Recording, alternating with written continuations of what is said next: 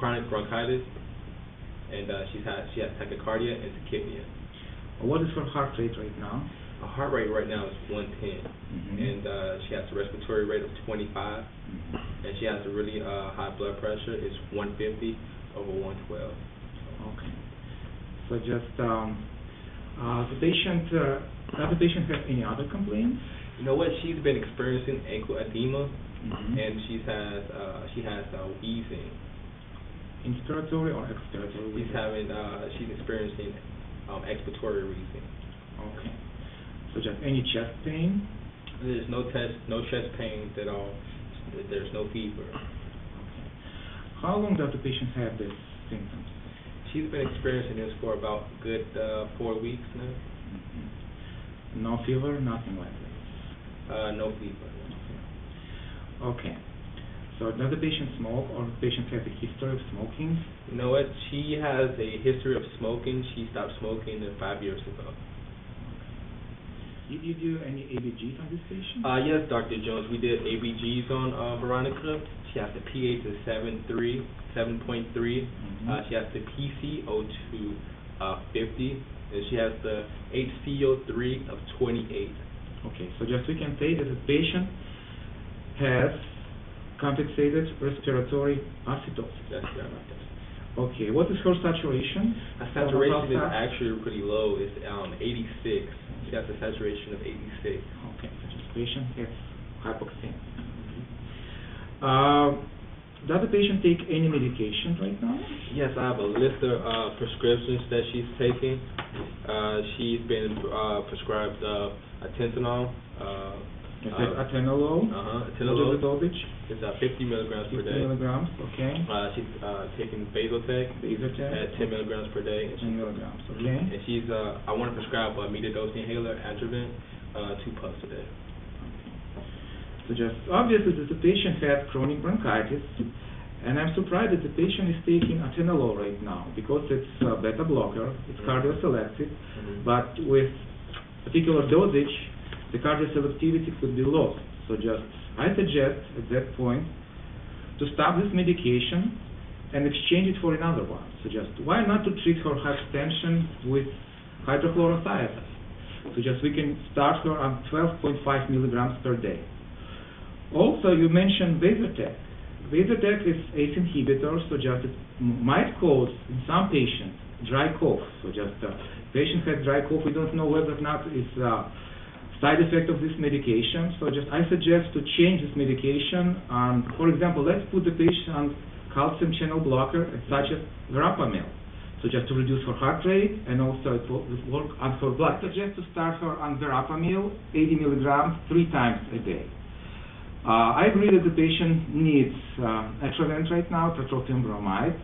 So just, what do you think about oxygen? I suggest to put this patient on nasal cannula with flow 4 liters per minute, for example. What do you think about this? Well, Dr. Jones, I suggest that we put her on a simple mask at 8 liters per minute. You know, I think that would be appropriate for the situation. Why do you think so? Just what's better than nasal cannula? Well, in this situation, she's experiencing hypoxemia. She has a low saturation of 86. You know, so the simple mask at 8 liters per minute, I think it will be appropriate for the situation. To get her saturation back at 93. Okay, so just I agree with you. So let's put her on simple mask with flow 6 or 8 liters per minute. So just to put her saturation back above 90. Okay. Okay. All right. Thanks a lot, Doc. You're welcome. Okay. Bye. Bye. Come in. Hi, Dr. Andres, how are you? Mr. Washington, how's your patient? You know what? She suffered from chronic bronchitis, you know, and she has a little bit of wheezing and ankle edema too.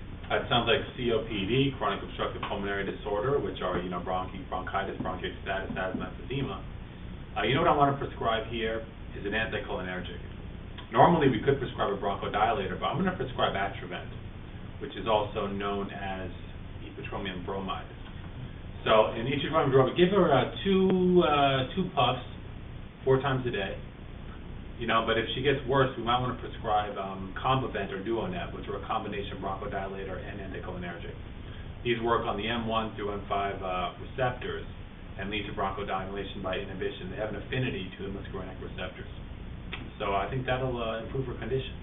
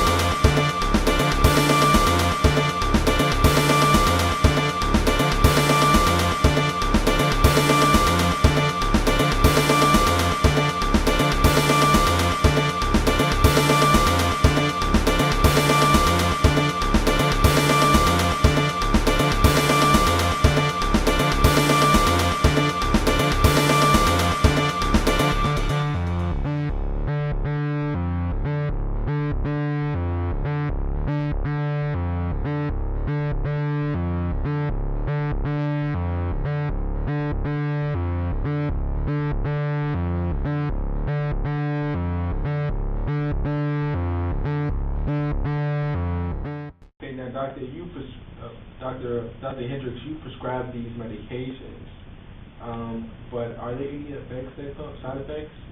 Well, with these inhalation devices, sometimes with the aerosol in the solution, if you do the combo vent, you get a blurred vision, bronchitis, breathlessness. Sometimes there's a headache. You always got to worry for the most horrible conditions, the most exacerbated ones. Could be nosebleed, something even worse than that. Nasal dryness, nasal congestion. So I say for right now, prescribe the Atrovent. If we need to down the line, prescribe the bronchodilator in addition with the Atrovent to get a Combivent or a Duonet going. That would be probably the most advantageous way to treat the patient.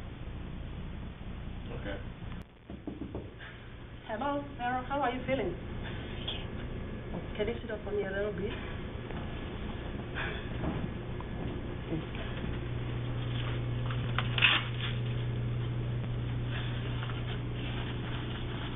Can't breathe. Can you please call the doctor? Can you please call the doctor? I will.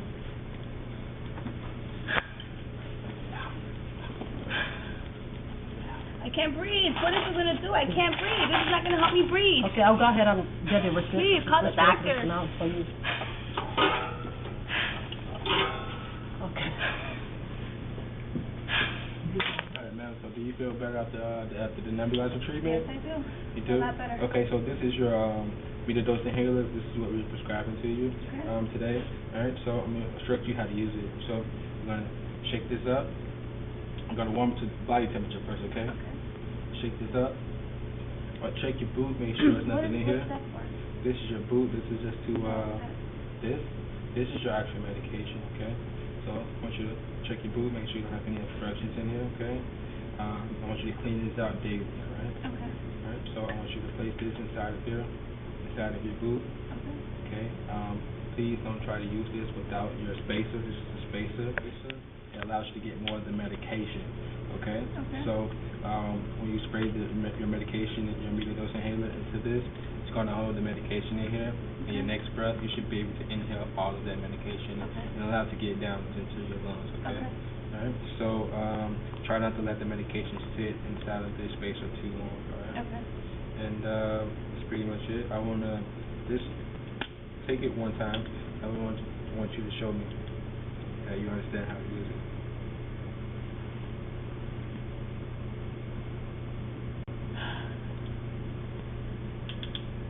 Okay, so I want you to take this 3 times a day, 2 puffs.